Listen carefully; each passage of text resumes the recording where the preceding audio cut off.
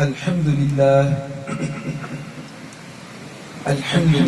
نحمده ونستعينه ونستغفره ونؤمن به ونتوكل عليه ونعوذ بالله من شرور أنفسنا ومن سيئات أعمالنا من يهده الله فلا مضل له ومن يضلل فلا هادي له ونشهد أن لا إله إلا الله وحده لا شريك له ونشهد أن سيدنا ومولانا محمدا عبده ورسوله أرسله بالحق بشيرا ونذيرا بين يدي الساعة وصلى الله تعالى على خير خلقه محمد وعلى آله وأصحابه أجمعين برحمتك يا أرحم الراحمين. أما بعد فقد قال الله تعالى أعوذ بالله من الشيطان الرجيم بسم الله الرحمن الرحيم قد جاءكم من الله نور وكتاب مبين صدق الله العظيم. اللهم رب اشرح لي صدري ويسر لي أمري واحلل عقدة من لساني يفقهوا قولي آمين بجاه سيد المرسلين. السلام علیکم ورحمۃ اللہ وبرکاتہ. وعلیکم السلام ورحمۃ اللہ وبرکاتہ. مصطفیٰ جان رحمت پہ لاکھوں سلام، شمع بز میں ہدایت پہ لاکھوں سلام، جس سہانی گھڑی چمکا طیبہ کا چاند، اس دل افروز ساعت پہ لاکھوں سلام. حضور نبی کریم صلی اللہ علیہ وآلہ وسلم کا 1498واں جشن ولادت آپ تمام احباب کو مبارک ہو، اور 41 برس سے الحمدللہ نبی کریم صلی اللہ علیہ وآلہ وسلم کی ولادت باسعادت کے موقع پر تسلسل سے یہ محفل پاک جاری و ساری ہے. اللہ رب العزت تا قیامت اسے یوں ہی جاری و ساری رکھے. نبی کریم صلی اللہ علیہ وآلہ وسلم کے میلاد پاک کی برکتیں اللہ تعالی ہماری نسلوں میں جاری فرمائے. دونوں جہاں میں میلاد پاک کی برکتوں سے ہم سب کو حصہ وافر ملتا رہے. آمین. ایک مرتبہ محبت کے ساتھ درود پاک کا نذرانہ حضور نبی کریم صلی اللہ علیہ وآلہ وسلم کی خدمت میں پیش کر دیجئے گا. اللہم صلی علی سیدنا مولانا محمد وعلى آل سیدنا مولانا محمد وبارک وسلم. الحمدللہ آج نبی پاک صلی اللہ علیہ وآلہ وسلم کے میلاد کا بھی دن ہے اور جمعۃ المبارک کا بھی دن ہے. میرے آقا صلی اللہ علیہ وآلہ وسلم نے اپنے امتیوں کو جمعے کے دن کثرت کے ساتھ درود پڑھنے کا حکم دیا ہے. ایک نہیں کئی احادیث میں نبی کریم صلی اللہ علیہ وآلہ وسلم نے امت کو یہ تاکید فرمائی کہ جمعے کے دن کثرت سے درود پڑھو، تمہارا یہ درود مجھے پیش کیا جاتا ہے. اور ایک روایت میں تو یہاں تک آتا ہے کہ روشن رات اور روشن دن میں، یعنی جمعے کی رات اور جمعے کے دن میں مجھ پر درود پاک کی کثرت کرو، تمہارا درود مجھے پیش کیا جاتا ہے. اور ایک روایت میں یہ ہے کہ جو جمعے کے دن کثرت سے درود پڑھتا ہے، میرے آقا صلی اللہ علیہ وآلہ وسلم نے فرمایا میں اس کی شفاعت کروں گا. سبحان اللہ تعالی ہم سب کو روز محشر حضور نبی کریم صلی اللہ علیہ وآلہ وسلم کی شفاعت سے بہرمند فرمائے۔ آمین ثم آمین۔ حاضر محترم، سورۃ المائدہ کی ایک آیت مبارکہ کا ایک جز پڑھنے کا شرف حاصل ہوا۔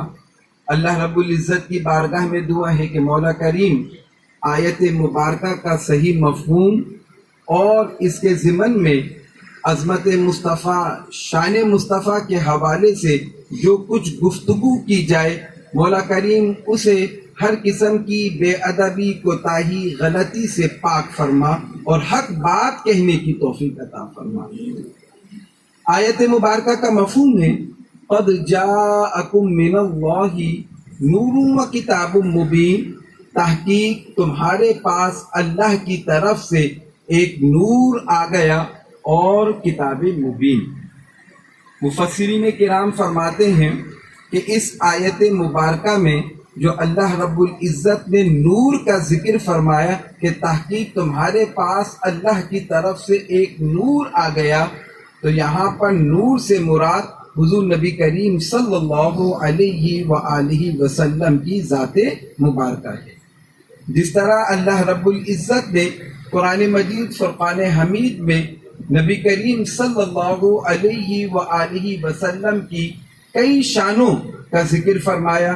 قرآن میں کہیں پر آپ کو یاسین کہا تو کہیں طٰہٰ کہا، کہیں مزمل کہا تو کہیں مدثر کہا، کہیں مبشر کہا تو کہیں نذیر کہا۔ اسی طرح اس مقام پر اللہ رب العزت نے نبی کریم صلی اللہ علیہ وآلہ وسلم کی جس شان کا تذکرہ فرمایا وہ آپ صلی اللہ علیہ وآلہ وسلم کا صفاتی نام نور ہے کہ اللہ کی طرف سے تمہارے پاس ایک نور آ گیا ہے۔ ام النبی حضرت بی بی آمنہ رضی اللہ تعالی عنہا فرماتی ہیں کہ جس وقت نبی کریم صلی اللہ علیہ وآلہ وسلم کی ولادت باسعادت ہوئی تو میں نے ایک نور دیکھا، اور اس نور کی روشنی میں شام تک کے محلات جو ہیں وہ جگمگا اٹھے اور میں انہیں دیکھ رہی تھی۔ اور ایک روایت میں بی بی آمنہ رضی اللہ تعالی عنہ نے فرمایا کہ جب نبی کریم صلی اللہ علیہ وآلہ وسلم کی ولادت باسعادت ہوئی تو میرے وجود سے ایک نور نکلا، اور اس نور نے پورے حجرے کو روشن فرما دیا۔ نہ صرف پورے حجرے کو روشن فرما دیا بلکہ سارے عالم کو روشن فرما دیا۔ قد جاءکم من اللہ نور، تحقیق تمہارے پاس اللہ کی طرف سے ایک نور آ گیا۔ ام المؤمنین سیدہ عائشہ صدیقہ رضی اللہ تعالی عنہا فرماتی ہیں کہ نبی کریم صلی اللہ علیہ وآلہ وسلم کی جو رنگت مبارکہ تھی وہ چمکدار تھی، اور آپ صلی اللہ علیہ وآلہ وسلم کا چہرہ انور روشن و منور تھا، اور چاند کی طرح آپ صلی اللہ علیہ وآلہ وسلم کا چہرہ انور چمکتا تھا۔ حضرت انس بن مالک رضی اللہ تعالی عنہ کہ جنہوں نے تقریباً 10 سال نبی کریم صلی اللہ علیہ وآلہ وسلم کی خدمت کی، اور جب نبی کریم صلی اللہ علیہ وآلہ وسلم ہجرت فرما کر مکہ مکرمہ سے مدینہ منورہ تشریف لائے تو حضرت انس فرماتے ہیں اس وقت میری عمر تقریباً 8-9 برس کے قریب تھی، اور اس وقت عالم یہ تھا کہ جب نبی کریم صلی اللہ علیہ وآلہ وسلم ہجرت فرما کر مدینہ منورہ میں داخل ہو رہے تھے تو آپ صلی اللہ علیہ وآلہ وسلم کے چہرے انور کے انوارات و تجلیات سے مدینہ منورہ کے در و دیوار چمک اٹھے تھے۔ ایسا محسوس ہوتا تھا کہ در و دیوار سے سورج طلوع ہو رہا ہے۔ سبحان اللہ۔ نور کا یہ عالم تھا، انوار کا یہ عالم تھا۔ قد جاءکم من اللہ نور و کتاب مبین، تحقیق تمہارے پاس اللہ کی طرف سے ایک نور آ گیا۔ مفسرین کرام بیان کرتے ہیں کہ یہاں پر اللہ رب العزت نے نبی کریم صلی اللہ علیہ وآلہ وسلم کا جو صفاتی نام ذکر فرمایا وہ نور ہے، اور نور کہنے کی وجہ یہ ہے کہ نبی کریم صلی اللہ علیہ وآلہ وسلم نے انسانیت کو اندھیروں سے نکال کر اجالے کی طرف لائے ہیں، روشنی کی طرف لائے ہیں، نور کی طرف لے کر آئے ہیں۔ اور ایک مفسر فرماتے ہیں کہ اللہ رب العزت نے نبی کریم صلی اللہ علیہ وآلہ وسلم کو اس لیے نور فرمایا کہ آپ صلی اللہ علیہ وآلہ وسلم کی بعثت مبارکہ کے طفیل اللہ تعالی نے کفر کی تاریکیوں کو دور فرما دیا اور ایمان کی شمع کو روشن فرما دیا۔ اس لیے اللہ رب العزت نے فرمایا قد جاءکم من اللہ نور و کتاب مبین، تحقیق تمہارے پاس اللہ کی طرف سے ایک نور آ گیا اور روشن کتاب۔ میرے پیارے آقا صلی اللہ علیہ وآلہ وسلم جب اس دنیا میں تشریف لائے تو اس وقت دنیا کا نقشہ کیا تھا، عقائد و نظریات کیا تھے، معیشت، سیاست، اخلاق و تربیت کا عالم کیا تھا، تو قرآن نے اس کا نقشہ ان الفاظ میں بیان کیا وَإِن كَانُوا مِن قَبْلُ لَفِي ضَلَالٍ مُبِينٍ۔ آپ صلی اللہ علیہ وآلہ وسلم کی بعثت مبارکہ سے پہلے یہ سب کے سب گمراہی میں بھٹک رہے تھے۔ وَإِن كَانُوا مِن قَبْلُ لَفِي ضَلَالٍ مُبِينٍ، گمراہی میں بھٹک رہے تھے۔ اور قابل غور نقطہ یہ ہے نبی کریم صلی اللہ علیہ وآلہ وسلم کی بعثت مبارکہ کا تذکرہ اور آپ صلی اللہ علیہ وآلہ وسلم کی بعثت کے مقاصد اللہ رب العزت نے جن مقامات پر بیان فرمائے، سورۃ آل عمران لقد من اللہ علی المؤمنین اذ بعث فیہم رسولا من انفسہم یتلو علیہم آیاتہ ویزکیہم ویعلمہم الکتاب والحکمہ وإن كانوا من قبل لفی ضلال مبین۔ سورۃ آل عمران۔ سورۃ الجمعہ هو الذي بعث في الأميين رسولا منهم يتلو عليهم آياته ويزكيهم ويعلمهم الكتاب والحكمة وإن كانوا من قبل لفي ضلال مبين۔ دو مقامات نبی کریم صلی اللہ علیہ وآلہ وسلم کی بعثت کا تذکرہ، آپ صلی اللہ علیہ وآلہ وسلم کے بعثت کے جو مقاصد ہیں انہیں بیان کیے، لیکن آیت مبارکہ کا اختتام سیم الفاظ پر، ایک ہی الفاظ پر ہو رہا ہے کہ آپ صلی اللہ علیہ وآلہ وسلم کی بعثت سے قبل انسانیت کا کیا عالم تھا، وہ کلی گمراہی میں بھٹک رہے تھے۔ وہ کیسی گمراہی تھی؟ کیا کوئی ایک فرد گمراہی میں بھٹک رہا تھا؟ کیا کوئی ایک قبیلہ گمراہی میں بھٹک رہا تھا؟ کیا کوئی ایک قوم گمراہی میں بھٹک رہی تھی؟ کیا ایک ملک گمراہی میں بھٹک رہا تھا؟ نہیں نہیں، اس وقت پوری انسانیت گمراہی میں بھٹک رہی تھی۔ آپ 6 صدی عیسوی کی تاریخ کا مطالعہ کریں، اس وقت کی جو بڑی بڑی تہذیبیں تھیں ان کا مطالعہ کریں، روم کی تہذیب کا مطالعہ کریں، ایران کی تہذیب کا مطالعہ کریں، یونان کی تہذیب کا مطالعہ کریں، مصر کی تہذیب کا مطالعہ کریں، ہندوستان کی تہذیب کا مطالعہ کریں۔ انسانیت شرک میں مبتلا تھی، بت پرستی میں مبتلا تھی، کہیں پر مظاہر فطرت کی پرستش ہو رہی تھی، کہیں پر آگ کی پوجا ہو رہی تھی، کہیں پر جس چیز نے نفع پہنچایا اسی کو پوجنا شروع کر دیا، جس سے خوف آیا اسے پوجنا شروع کر دیا۔ خالق اور مخلوق، عبد اور معبود کے درمیان جو رشتہ تھا وہ ٹوٹ چکا تھا۔ وہ مذاہب، وہ قومیں کہ جن میں انبیاء کرام علیہم السلام تشریف لا چکے تھے، جن قوموں کے پاس انبیاء کی تعلیم تھی، جو اپنے آپ کو انبیاء کا وارث کہا کرتے تھے، ان قوموں کا، ان مذاہب کے ماننے والوں کا بھی تعلق اور ربط جو ہے وہ توحید سے ٹوٹ چکا تھا. وہ شرک کی دلدل میں دھس چکے تھے، گمراہی میں غرق ہو چکے تھے.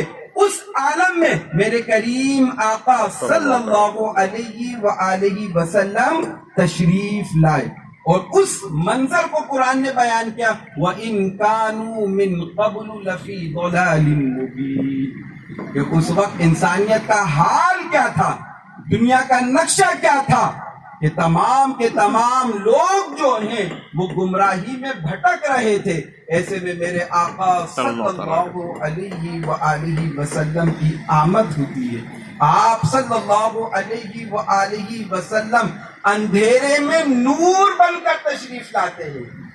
یہ گناہ کیا ہے، یہ گمراہی کیا ہے، یہ شرک کیا ہے، یہ بدعقیدگی کیا ہے، یہ بدشگونی کیا ہے، یہ اخلاق کی پستی کیا ہے، یہ جہالت کیا ہے، یہ اندھیرا ہے، یہ تاریکی ہے.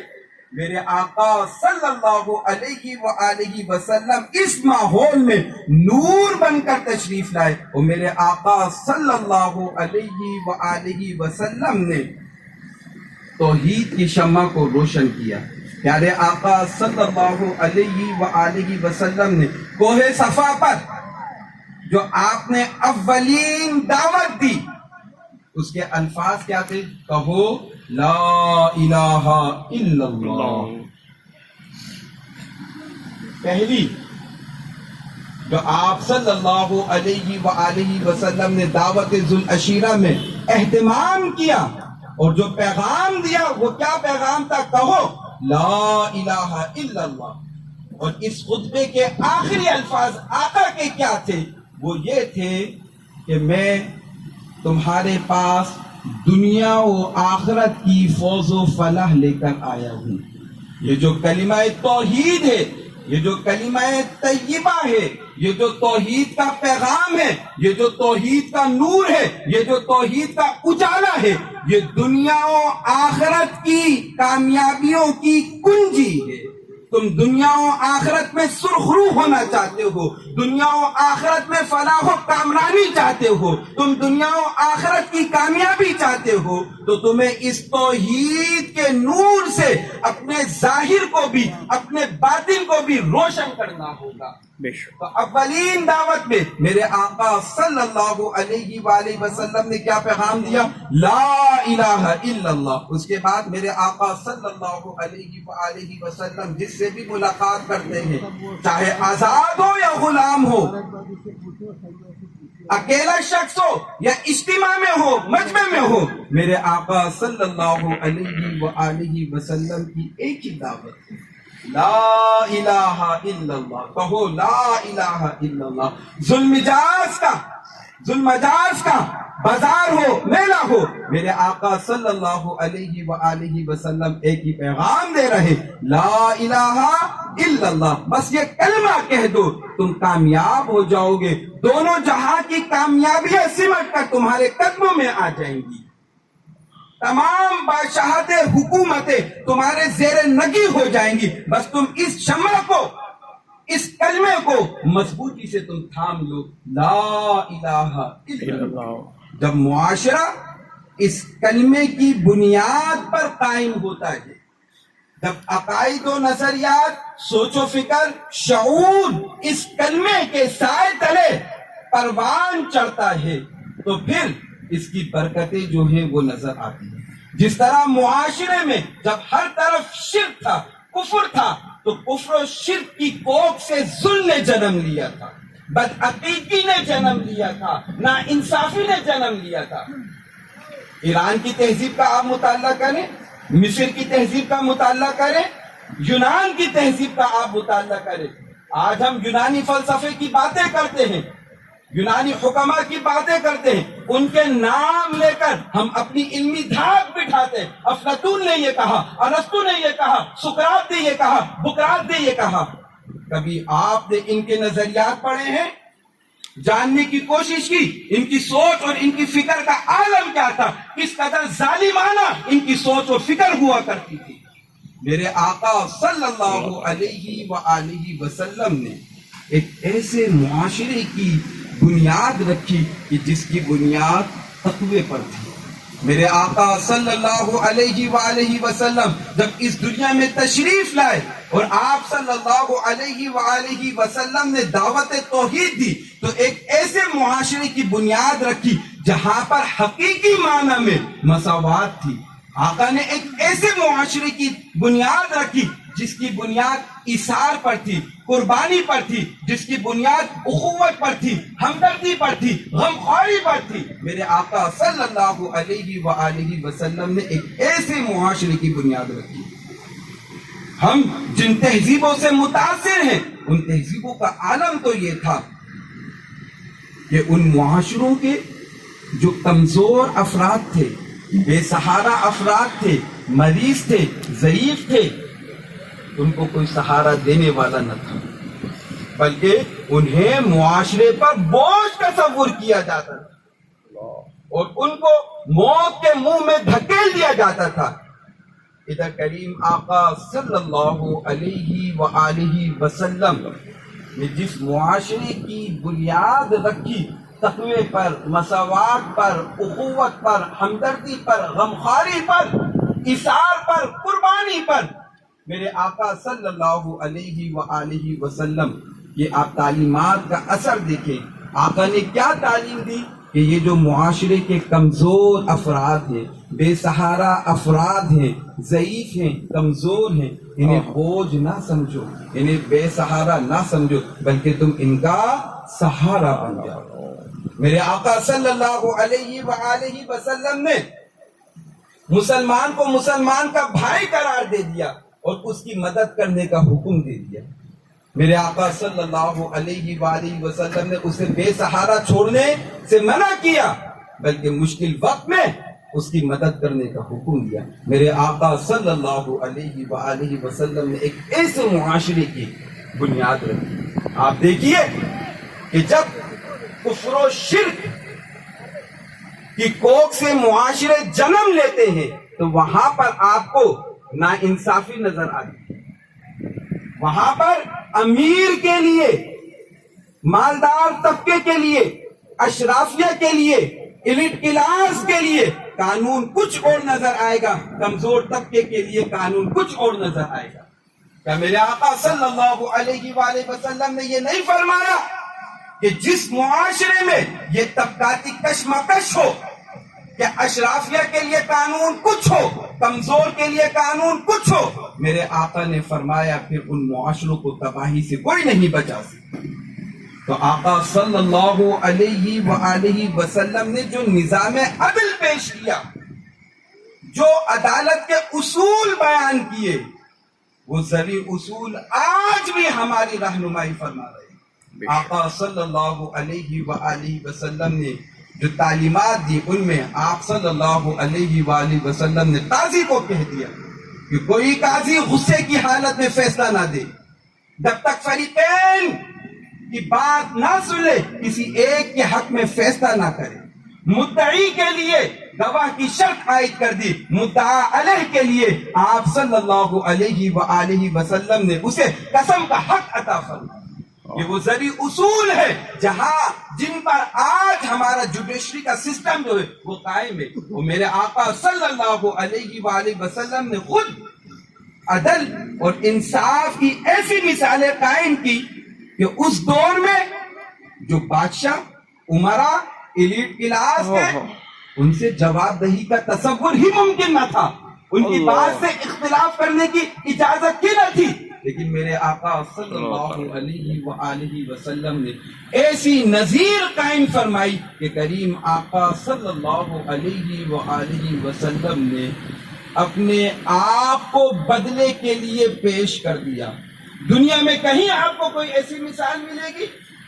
آج ہم کسی بھی ملک کے وزیر اعظم سے کوئی سوال نہیں کر سکتے حتیٰ کہ اس سے بدلہ لے، لیکن میرے آقا صلی اللہ علیہ وآلہ وسلم جو سرور عالم ہے، سید عالم ہے، رحمت عالم ہے، جان عالم ہے، مقصود کائنات ہے، آپ صلی اللہ علیہ وآلہ وسلم نے اپنے وجود مسعود کو بدلے کے لیے پیش کر دیا۔ اور جب یہ کہا گیا کہ جس وقت مجھے چوٹ لگی تھی تو میرے بدن پہ کپڑا نہ تھا، تو میرے آقا صلی اللہ علیہ وآلہ وسلم نے پشت اقدس سے کپڑا ہٹا کے کہا کہ اب بدلہ لے لو۔ یہ میرے آقا صلی اللہ علیہ وآلہ وسلم کی تعلیمات کا ہی اثر ہے کہ خلیفہ ثانی سے بڑی مسجد میں عام شخص سے کھڑے ہو کر سوال کر لیا کہ یہ آپ کے پاس بڑی چادر کہاں سے آ گئی؟ یہ میرے آقا صلی اللہ علیہ وآلہ وسلم نے جو توحید کے اجالے سے ذہن سازی کی تھی، جو تربیت کی تھی، جن کے قلوب و اذہان کو میرے آقا صلی اللہ علیہ وآلہ وسلم نے نور ایمان سے، نور ہدایت سے آقا صلی اللہ علیہ وآلہ وسلم نے جو بھرا تھا، قلوب و اذہان کی جو تطہیر کی تھی، جو تزکیہ کیا تھا، جو قلب کا تصفیہ کیا تھا، یہ اس کا اثر تھا کہ صحابہ کرام خود بارگاہ مصطفیٰ صلی اللہ علیہ وآلہ وسلم میں حاضر ہوتے اور عرض کرتے ہیں یا رسول اللہ صلی اللہ علیہ وآلہ وسلم، آپ ہمیں پاک فرما دیجئے، ہمارا تزکیہ کر دیجئے۔ یہ میرے آقا صلی اللہ علیہ وآلہ وسلم کی تعلیمات کا اثر ہے۔ تو آج ہم جب نبی کریم صلی اللہ علیہ وآلہ وسلم کا میلاد شریف عقیدت کے ساتھ، محبت کے ساتھ منا رہے ہیں، خوش عقیدگی کے ساتھ منا رہے ہیں، تو وہیں پر ہم سے بھی یہ ذمہ داری تقاضا کر رہی ہے کہ کریم آقا صلی اللہ علیہ وآلہ وسلم جو پیغام لے کر اس دنیا میں تشریف لائے، جو نور توحید لے کر دنیا میں تشریف لائے، جو نور ہدایت لے کر تشریف، جو نور ایمان لے کر آپ صلی اللہ علیہ وآلہ وسلم تشریف لائے، وہ معاشرے، وہ افراد جو آج تک، ابھی تک نور توحید سے آشنا نہیں ہیں، ہدایت کے نور سے واقف نہیں ہیں، جنہوں نے ایمان کے نور کو ابھی جانا نہیں ہے، اب یہ میری اور آپ کی ذمہ داری ہے ان افراد، ان معاشروں تک اس اجالے کو پہنچانا، اس روشنی کو پہنچانا، اس پیغام کو پہنچانا۔ آخر میں بس ایک ہی بات کہ وقت فرصت ہے کہاں، کام ابھی باقی ہے، نور توحید کا اتمام ابھی باقی ہے۔ وآخر دعوانا ان الحمدللہ رب العالمین۔ اللہ رب العزت کی بارگاہ میں دعا ہے کہ جو کچھ بیان کیا اس کے بیان کرنے میں کوئی غلطی، کوتاہی، بے ادبی سرزد ہو گئی ہو تو مولا کریم اپنے فضل و کرم سے معاف فرما دے، اور جو حق بات ہے اسے ہمارے سینے میں اتار دے۔ الحمدللہ الذی ہدانا لہذا وما كنا لنهتدی لولا ان هدانا اللہ۔